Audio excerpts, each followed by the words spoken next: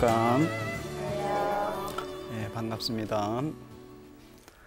지난 시간에 우리는 기도의 조건에서 그 자세, 마음의 자세에 대해서 살펴보았습니다.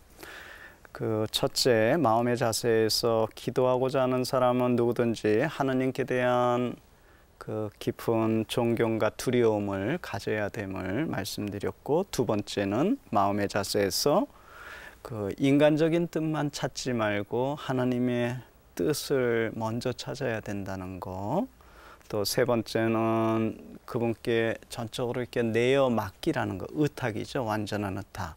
이것은 특별히 샤를로 드후코의 그 의탁의 기도문이 아주 잘 축약적으로 어떻게 의탁해야 되는지를 잘 드러내고 있습니다.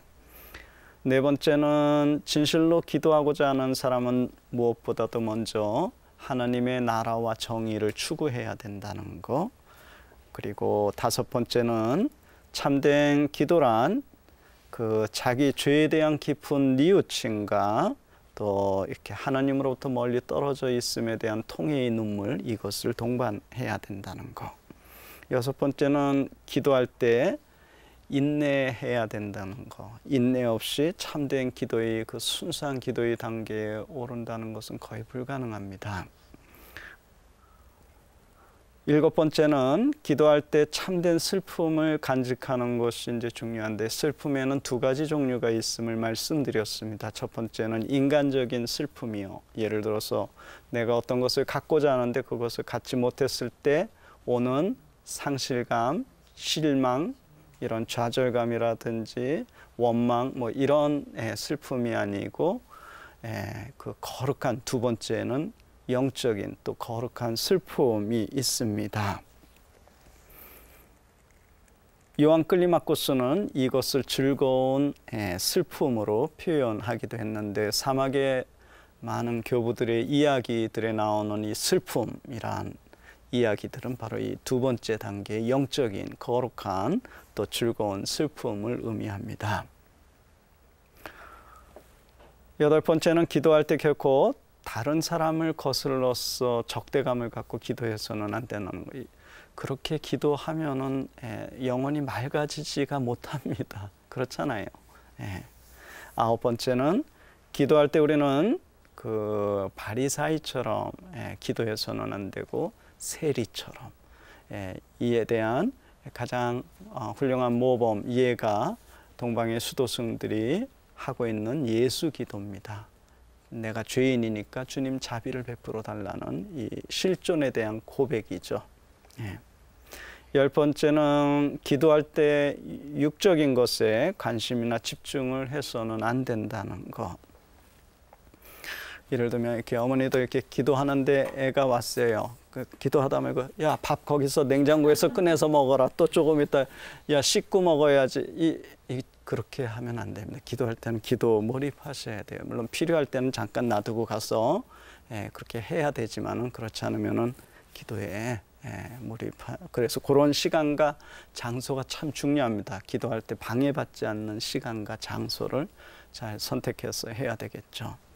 11번째는 기도할 때 결코 우리의 눈을 혼란스럽게 하지 말라는 겁니다. 그래서 기도하면서 자꾸 뭐 이렇게 잡지도 보고 또 다른 것도 보고 TV도 보고 이렇게 해서는 깊은 순수한 불타는 기도로 넘어가기가 쉽지가 않습니다. 여기까지 말씀드렸는데 지난 시간까지 오늘 12번째, 기도할 때 사탄이나 혹은 천사의 방문을 받을지라도 결코 거기에 우리의 관심을 이렇게 기울이지 말라는 거, 오직 더 좋은 것만을 생각해야 된다는 겁니다. 이것도 바로 그 수도교부들이 이러한 것을 벌써 제시해 놓은 거예요.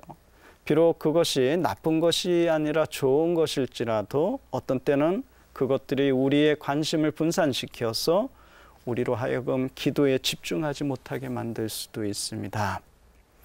그래서 교부들은 기도 중에 비록 천사가 방문할지라도 거기에 민감하게 관심을 기울이지 말고 오직 주님에게만 우리의 모든 관심과 초점을 두는 것이 중요함을 누누이 강조했습니다. 기도하다가 뭐 신비 현상들 일어날 수 있거든요.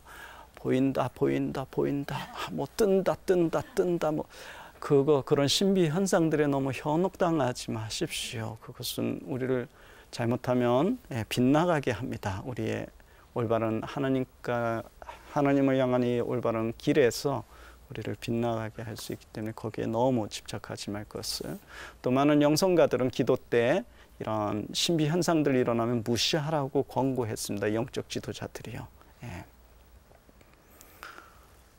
13번째는 기도할 때 만약 사악한 생각이 우리 안에서 일어나게 된다면 우리는 어떻게 그 사악한 생각이 일어났는지를 면밀히 성찰해 볼 필요가 있다고 교부들은 이제 이야기합니다.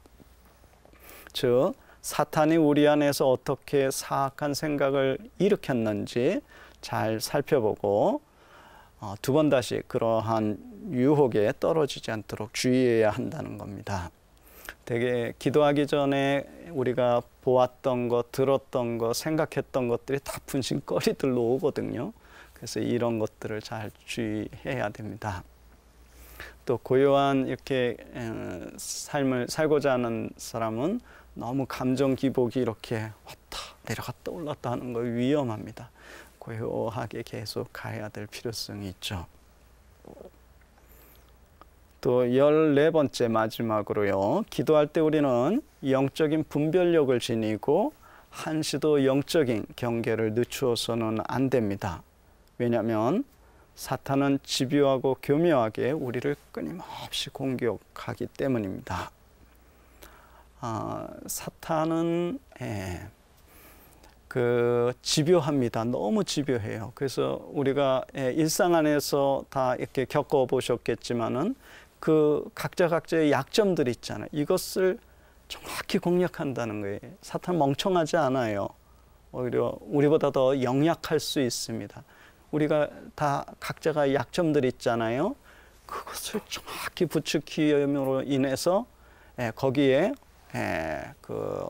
혼돈스럽게 만들고 결국 우리 마음 안에 고요와 평화, 행복을 다 파괴해 버립니다. 사탄이. 그래서 여기에 이렇게 넘어가지 말라는 겁니다. 그래서 우리는 분별력을 지니고 언제나 사탄을 거슬러 깨어 경계하며 기도해야 합니다. 이제 두 번째로 큰 주제로 두 번째로 이미지를 만들지 말라고 교부들은 권고합니다. 기도 때 어떤 이미지를 이런 것들을 만들지 말라고요. 현대의 많은 추론적인 묵상 방법들 또 기도 방법들이 한결같이 인간의 지성 또 정신이나 추리 혹은 상상을 사용해서 하나님께 나아가는 방법들을 제시하고 있습니다. 그러나 고대에서 아주 옛날 고대에서 수도교부들은 기도 때 인위적으로 만들어내는 인간적인 이미지들 있죠. 이것을 철저히 거부하도록 가르쳤습니다. 왜냐하면 혹시라도 추리나 상상으로 만들어낸 하나님에 대한 잘못된 이미지가 하나님께 나아가려는 우리를 더욱 눈멀게 하고 동시에 자기 기만, 자기 착각에 떨어뜨릴 위험이 있었기 때문입니다. 어떤 경우 우리가 막연히 하나님에 대한 상 있잖아요. 이미지. 그것 때문에 어떤 경우 또 그것이 제대로 자기가 원하는 대로 되지 않을 경우 그 이미지에 대해서 불평을 토로하고 그 이미지로 만들어낸 그 하나님은 참된 하나님인가요? 아니라는 거예요. 그래서 잘못된 이미지로 인해 가지고 잘못하면 이렇게 올바른 신앙의 길로부터 빗나갈 수가 있기 때문에 특별히 사막의 교부들은 이 기도 때 이미지 만들지 말 것을 특별히 강조했습니다. 그러나 현대에는 이제 많은 추리 상상을 이제 이렇게 많이 추론적인 묵상 방법들에서 권고하지만 고대 수도교부들은 그것이 잘못하면 자기 기만, 자기 착각으로 떨어뜨릴 위험 때문에 그렇게 하지 말라고 권고했습니다. 이런 측면에서 에바그리우스는 기도할 때 하나님에 대한 그 어떠한 이미지도 만들어서는 안 됨을 그의 제자들에게 강조했습니다. 사실 고대의 이집트 사막의 수도승들 중에는 신인 동형론 이단에 떨어진 자들이 많이 있었습니다. 대개 이집트의 사막의 수도승들, 고대입니다. 고대에는 지금처럼 이렇게 대학이 있는 것도 아니고 이런 교육을 받을 기회가 거의 없었어요. 그러니까 한마디로 그렇게 많은 교육을 받지 못했습니다. 수도자들이요. 그러나 그들의 하나님께 대한 그 열정, 순수한 마음은 어느 것보다도 누구보다도 이렇게 뜨거웠었죠. 근데 그래서 그 많은 분들이 이 신인동형론, 하나님을 인간의 형상으로 생각하고, 이미지입니다. 그죠? 이 이미지로 생각하고 그 하나님께 경배했던 거예요. 이것이 이단입니다. 그 신인동형론은 인간의 형상 안에서 하나님의 신성을 표현하는 것을 의미하는데, 이러한 간습을 따르는 민족이나 분파들을 신인동형론자들이라고 부릅니다. 그래서 하나님도 이렇게 눈 2개, 인간처럼요, 코 하나, 입 하나, 귀 2개, 이렇게 머리 있고 이렇게 인간 모습으로 하나님을 생각하고 그 하나님께 기도했던 거예요. 사실 고대인들은 신들을 인간의 형상으로 뿐만 아니라 동물의 형상으로, 때로는 이 둘 모두의 형상을 결합하여 표현하곤 했습니다. 여러분들 그 고대 신화들 보면 머리는 인간인데 몸은 또 동물 모습을 한 경우도 있고 많이 그런 신화들이 있잖아요. 그러나 히브리인들은 하나님을 어떤 생명을 지닌 존재나 형상으로 표현하고자 하는 시도 자체를 금기시했습니다. 그럼에도 불구하고 성경에는 하나님이 사람 모상으로 나타나거나 말씀하시는 의인론적인 방법이 사용되곤 했습니다. 특별히 요한 가시아누스, 이 요한 가시아누스는 동방의 수도승이었다가 서방으로 가서 동방의 수도승 영성을 서방에, 그 불란서 남부 마르세유 항구 있죠. 거기에서 수도원을 세웠고, 거기에서 이제 동방의 영성을 서방에 소개해 준 아주 유명한 분이신데, 큰 이분이 남기신 책 중에 2권이 아주 중요합니다. 담화집과 제도서예요. 특별히 그 담화집은 24권으로 되어 있는데, 담화집 제10권에서는 이 세라피온 아빠의 경우를 들어서 구체적으로 설명합니다. 이 세라피온 아빠는 이집트에서 오랫동안 엄격하게 그 금욕적인 삶을 살면서 명성을 얻었던 훌륭한 교부였습니다. 세라피온 아빠가. 보편 교회에 우리의 도구마 있잖아요. 교의라고 하는데, 근데 이제 이거에 대한 무지 때문에 신인동형론 이단으로 떨어진 거예요. 그래서 그분이 이제 유명하시니까, 이분이 신인동형론에 떨어지니까 그 많은 사람들이 그렇게 그쪽으로 잘못 가게 된 겁니다. 그러나 어느 날 매우 훌륭한 지식을 소유했던 카파도치아는 그 위대한 교부들이 있었잖아요. 누구를 기억하나요? 카파도치아의 위대한, 우리의 도구마 있죠. 교의를 삼위일체 교의도 그렇고 어느 정도 정초했던 위대한 교부들, 바실리우스, 카파도치아, 지금의 터키 지역입니다. 바실리우스, 또 누구죠? 나지안지 그레고리우스, 또 니사이 그레고리우스. 바실리우스와 니사이 그레고리우스는 형제지간이라고 말씀드렸죠. 그 카파도치아의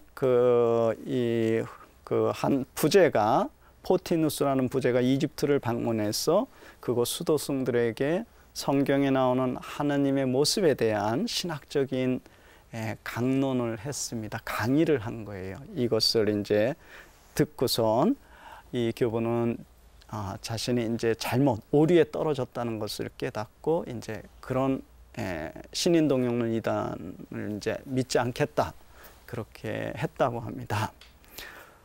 이 부분은 다음 시간에 좀 더 자세히 조금 더 설명해 드리겠습니다. 오늘 강의는 여기까지 하도록 하겠습니다. 감사합니다.